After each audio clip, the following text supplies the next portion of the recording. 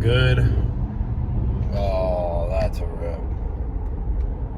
That was a cop. Alright, good morning, YouTube. So I kind of realized I was on my way to film, and then my video battery is pretty shot. So, not my video battery, my camera battery. My camera battery's pretty much dead. But so we're gonna be using the top quality phone. Today we're wearing the Superhuman Young LA shirts. Haven't worn this one in a while, especially since the bulk, since you know you get a little chubby. I don't really wear it. But I am filming with my friend Garth today, and we're gonna hit, I think, chest and let's do chest and shoulders, and I'll hit triceps tomorrow. But chest and shoulders, I think we're gonna do like a little panel type of thing for after the video and after the workout, so that's hyped. He has his own podcast, just so you know. I'll link that down in the description. It's called Centered. He is a faith-filled podcast, very spirit-filled podcast, and I love his content. I think it's awesome. So this is kind of my first content creator collab, which is kind of sick. Starting new things today. It is beautiful out today. Holy crap.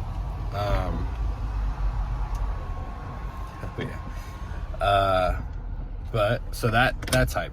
You know, good thing these phones are top quality, because this is pretty much better than my camera I have now. But anyways, we are going to hit chest and shoulders.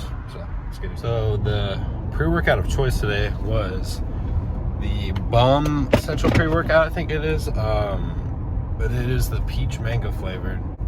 It's honestly the smoothest pre-workout I've ever had, honestly, because it's just like, he knows what he's doing. C-Bum knows what he's doing, so I trust him. So I'm getting a monthly shipment for that, so I'm trying new flavors. I currently have the sour watermelon one too. That one's pretty good. I do like that one, but this, I think it is peach mango. I really like it. It's very smooth. But I also put 10 grams of creatine in there, but yeah. So I kind of realized I stopped taking my creatine like yesterday, and I hadn't taken for like 3 or 4 days, and my muscles kind of deflated because I also didn't drink water at all within those 3 days. But yeah, so that's your daily reminder: take your creatine, take your protein. Yeah.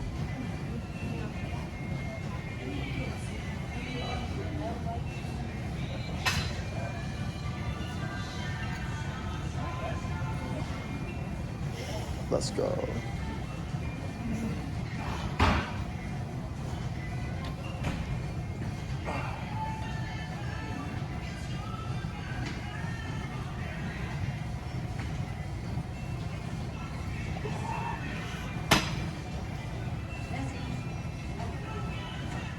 Oh yeah.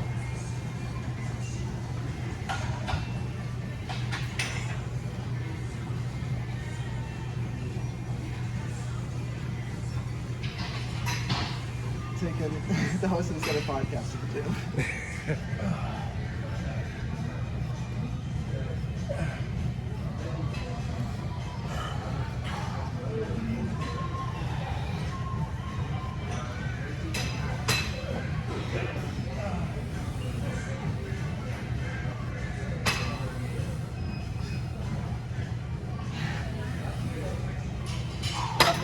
Let's go. Yeah. Come on.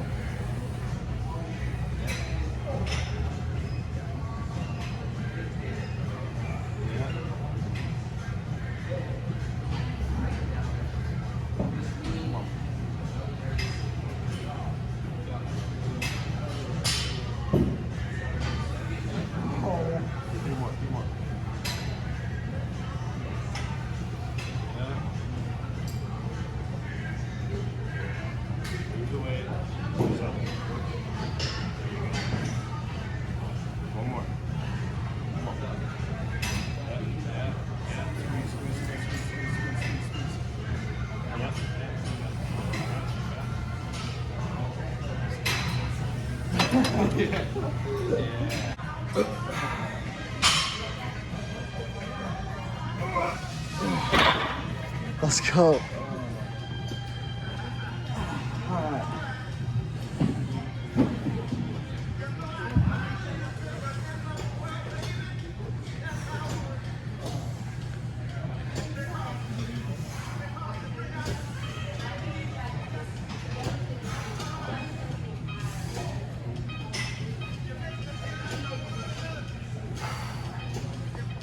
Hey, come on. Yep.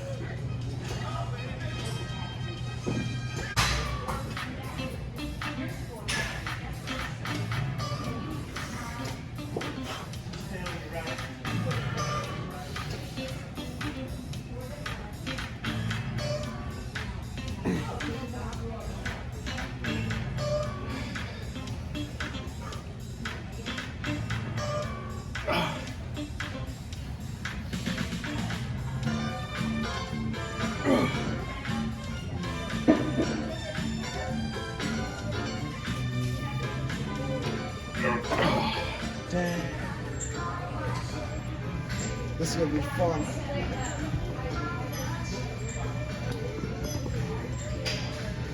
Yeah, come on.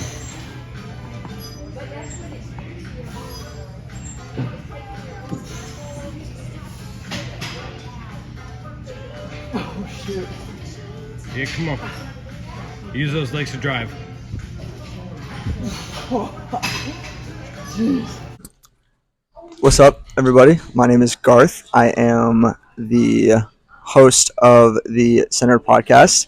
We are currently filming in a gym right now, which is pretty awesome. This is, Cole was nice enough to bring me on. This is his YouTube channel, obviously. So I'm happy to be here, and we got some questions, so I'm excited to jump right in and see what we got. Let's just start with our car question. If you had 200 to 250, what kind of car would you buy? Oh man, I'm torn between a multiple, but I think my first would have to be a Corvette 006. Those are 706 horsepower, really, really solid car. Although the only thing I have against it is that it's only a two-seater, and I love having my friends in the car, and so it'd be kind of a bummer to only have one friend in the car.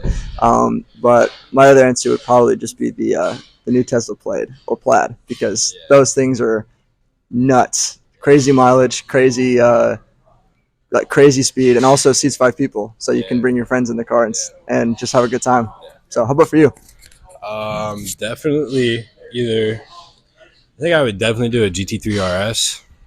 I mean, Porsche, let's go. Yeah, Porsche, dude, like track machines. Or I would definitely do something muscle and get GT500 Shelby, whip that around.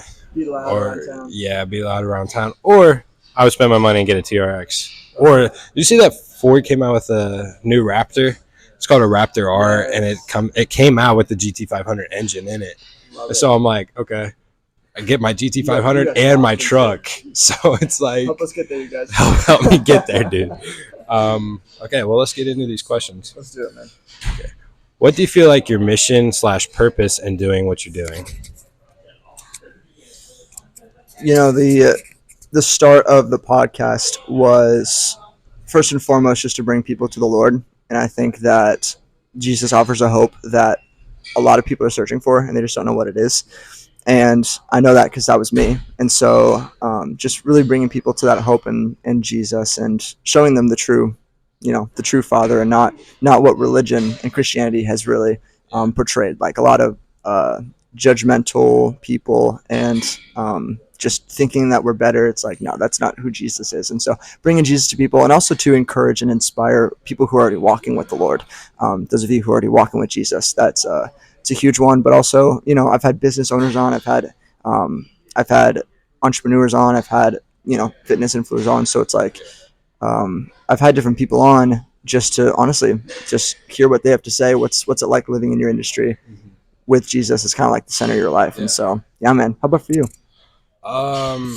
So it's actually a cool story. I've kind of been doing like posting on Instagram, not really, just for fun, honestly. Yeah. I never really wanted to do something fitness industry. I kind of wanted that average cookie cutter job, like being a real estate agent or being like a salesman or whatever. I remember that we talked about that literally back in like December. Yeah. And like, which is funny because a month later, it was think it was New Year's Eve. We had a New Year's Eve service, and it was kind of just like a worship service. And like my pastor started preaching something about God is going to start using what you're called to do in this next year. And then like instantly Christian bodybuilding like popped up into my head, and I literally just started bawling my eyes out, which was like, that's how I knew. And what I also knew, like how I knew it was the Lord, was because I never wanted to, I hated YouTube. I hated the fact of that, like talking in front of a camera, which is crazy now that I'm doing this and being here filming with you. Like, I just knew it was the Lord because, like, I feel like He calls us into an uncomfortable spot to kind of bring us out of our comfort zone to really just flourish in that area. Yeah. But that was my story, and so I think kids, fitness is blowing up right now, and it kind of has. And I preach about this on my last video. Fitness kind of took the world over in a way, and it was crazy. And I think that's honestly a bad and good scenario, because there's a lot of these guys that are just injecting so much crap into them, and I feel like there's this mandate you have to look good and take steroids. I'm pushing natty Christian, honestly, bodybuilding content. That's kind of what I started to do, and just kind of put His name in what I love doing and my passion for it. How do you stay true to that mission / purpose in a world that continually tries to tell you what you shouldn't do? And we kind of talked about this earlier. Yeah. First of all, it's incredibly difficult, especially trying to live up to a standard that's higher than the world standard. You know, like we're talking about heaven and Jesus and spirituality here, so it's different than the things that we see, and it's different than the way that the world will tell you to live. And so one thing that I found really helpful is honestly my community. I see the same group of guys like 3 times a week, and they are the reason why I'm able to stay true to who I am. And so just to have those guys keep me accountable and to help grow me. I've never had a Christian group of guys that like keep me accountable and want to actually pursue a life that's like honoring to God, not just saying we're Christians and doing whatever we want as guys. And so that's been life changing to like help keep me on the path when you have an entire world shouting at you to do different things. But how about for you in the Christian workout? Like I kind of just said, there's such a mandate in the fitness community to just inject a bunch of crap in you. And I'm not saying that steroids are all the way bad. That's not what I'm saying. I think you need to really think about it and reach like your peak natty physique, and then try to think about it. Really, if you're not competing, there's honestly no point. But this is my first time ever saying this on my channel, but I do want to compete one day. Let's go. That like I do want to get on stage, and that's kind of a series I want to do, and then eventually maybe hopefully get that up pretty high. But if you're not competing, especially at my age, 17, and like teenager, you just don't need steroids like that. There's 0 point. So I think that's a tough thing to go through my industry. And I think there's also this fake Christian personality world in fitness industry too. So I'm just trying to make a difference in that, and just honestly stay true to like what I'm called to do, and stay true to what He has for me. There's a lot of people chirping in your ear in the fitness industry. Take steroids, get leaner, do this. And so there's a lot of voices. I think that's honestly a hard part about content creation in general. Like there's so many people telling you need to do this, or you need to do this differently. Oh, like you shouldn't say that because that's not true to the Bible. That's not this or this or this. Like there's obviously going to be those Christians attacking you. So that's also a really hard part about being a Christian influencer. True. What do you think is what is our biggest obstacle in our industry? And I can start just by saying, very similar to what you were saying before, which is that for me, the obstacle has been to be perfect. I would say that the perfection aspect of, now that I'm a Christian, now that I'm living for Jesus, now I need to be perfect. Now I need to make sure I say the exact same thing, like the exact right thing, so other Christians don't get mad at me and that I lose my credibility as a good Christian, and all these lies that the devil will tell you and that the world will whisper in your ear. But I would say that has been, myself, has been probably one of the biggest obstacles, is just reminding myself of these lies of like, no, like that's actually not true, and that it's less about me and it's more about him. And so whenever I have that mindset, I'm like, you know what, I don't have to be perfect, because all I'm doing is pointing people to who is perfect. And if I mess up, there's forgiveness, there's grace. Maybe not from some Christians, there's not forgiveness and grace, but I know that there's always forgiveness and grace from him. And so I, at the end of the day, even when you're a Christian, you got to think, am I pleasing man or am I pleasing God? And that is a hard line to cross, especially when it turns from, are you trying to please God or trying to please Christian men? Because at the end of the day, just because we're all Christians doesn't necessarily mean we're all going to get along, even though the Bible says we should. We're all still sinful. We all still fall short. So that's for me. But how about for you? Dude, what actually popped up into my head is like, I remember my youth pastor saying this for the first time, and even he was like, "Whoa, don't make culture Christians, let Christians make the culture," or something around there. So Jonathan, if you're watching that, shout out to you, Jonathan. Don't be culture Christian. Don't be culture Christians. Be Christians to create culture. How do you want to break the mold or be different from others in your industry?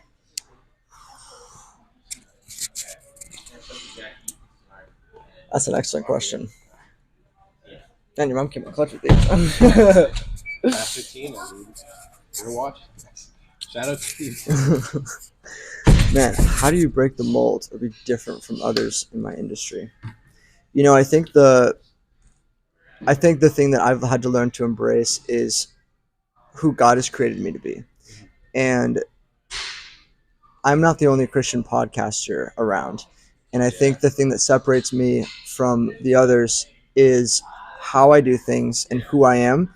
And I think the important thing to realize is that not only does God want me to live for him, but God has also created me.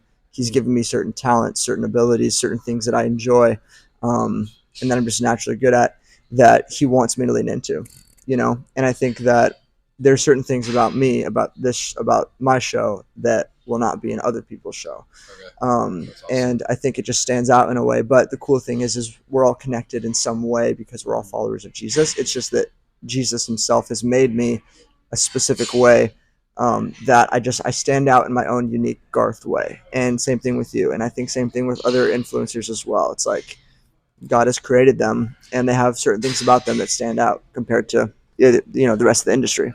So how about for you? It's a really difficult question. Yeah. I think honestly, my industry needs a little more Jesus, because there's such a dark and perverted side to gym culture, especially like I remember my dad used to be a personal trainer, and he used to tell me like he would have like girls just like preying on him pretty much. And so like I think there is such a dark, and I think the enemy does kind of work its way around in here. And so I think honestly breaking that off and trying to build a community like Christian bodybuilders, like I think that's honestly breaking. Some of you may not see it, and some are like, oh, let's go lift some weights, have fun. Yeah.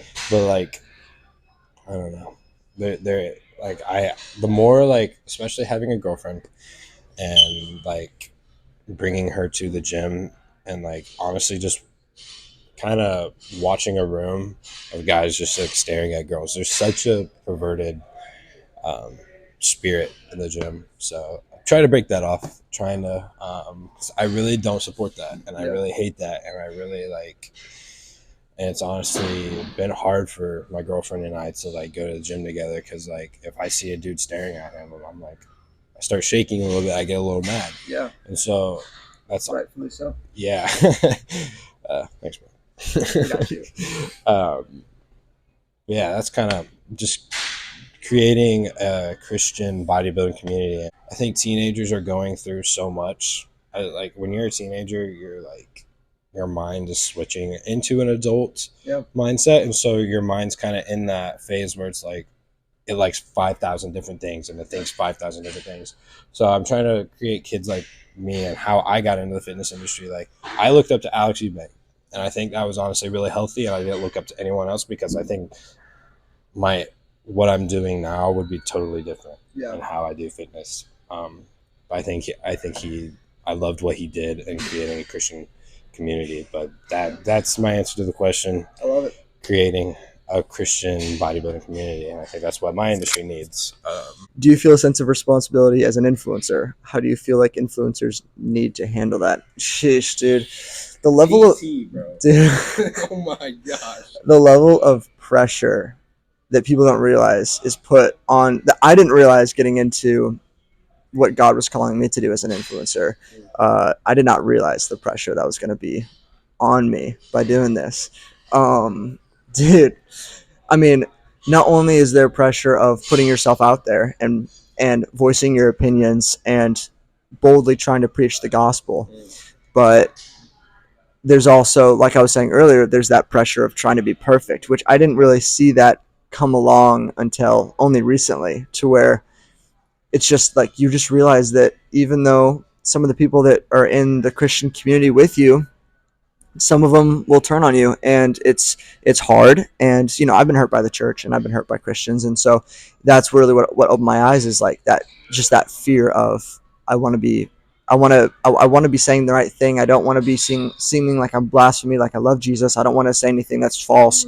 But Christians happen to be the quickest people to call you out on things, and I thought it was the other way around. I thought non-Christians would call me out faster, but turns out that's not really the case when you're a Christian influencer. And so I would say that, yes, I definitely feel a sense of responsibility, and I try and be better each day. I'm not perfect, though, and I'm never going to be perfect, which is why I need Jesus. But I'm trying to grow each day. I'm trying to get better. So yeah, I definitely feel pressure. And then how to handle that. I think that being able to remind yourself of the gospel, remind yourself of Jesus, and honestly surround yourself with good people that'll encourage you and walk with you in this, like that'll, and hold you accountable. Honestly, like I need my guys to hold me accountable because I can't do it by myself. And if you're a Christian, you think you can figure it out by yourself, you are terribly mistaken, because even Jesus, the Messiah, God in the flesh, had 12 disciples that he would go to. And so you just got to remind yourself, like, yeah, you can't do it by yourself. It's not meant to be by yourself. This Christian walk is not meant to be by yourself. You're supposed to be with community. And so I would definitely encourage anyone listening and watching to do that. But how about for you? What was the question again? It was, do you feel a sense of responsibility as an influencer, and how do you feel like influencers need to handle it? Yes, I think there is a really big sense of responsibility, and I think kind of touching up on like what you said, I think there's such like a mandate, especially Christian influencing, like you have to be perfect, you have to be that perfect Christian, and there's literally no such thing. Yeah. There was never a perfect Christian besides Jesus. Yep. So Amen. like I think there is a huge mandate on like making sure you don't say something stupid because you're gonna get hated on. So I think there's like a big thing about that, and like God's giving you this platform. Like, how does that make you feel? lots of pressure. Like the fact that he wants me to do this, I'm like, really? Why me? Yeah. Because I'm a big introvert, so it's like I hate talking. I hate anything to do with talking, and I just like the fact that I'm in front of a camera just makes me like, just makes me want to cringe. Yeah. So, but I think there's also a big pressure to, I think what the Lord is kind of telling me is like, don't force my relationship.